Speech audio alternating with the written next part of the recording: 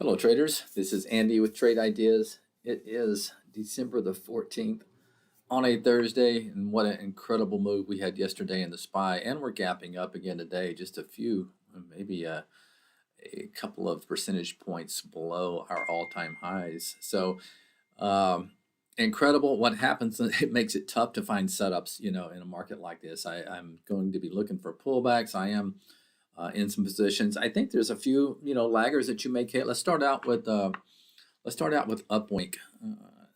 This is, I call it Upwink. It's Upwork, I know, but you do have a range here. So if you can get above, the $15 range, okay, this is one that really hasn't moved a whole lot. It's a tricky one, pretty nasty, but anyway, a break above that 15 is going to be huge, I think, for that UPWK. Amazon, I am still in this one, and really a lot of the big boys didn't move. It was a lot of your ARC stocks yesterday, a lot of your small cap stocks. IWM had a huge move. So Amazon, I'm still liking what I'm seeing here. It is gapping up above yesterday's highs, it looks like. So one to watch is that Amazon and maybe some of the other big boys. Do have Microsoft on my list today.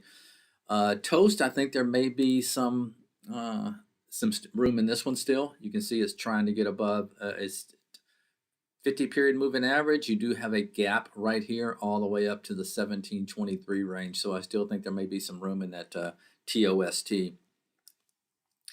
And PLTR, it's kind of a sloppy chart, but I think you have to keep an eye on it, especially if it breaks above, this 10 period moving average, which is pretty much kind of where it's trading at this morning. So it's sloppy, but yet if you're looking, I would not call this a setup, but I could see where some money may want to take a small position in something like this. There's some other ones out there, guys, on the list. Have a great one. Keep it tight, and I'll talk to you tomorrow. Bye-bye.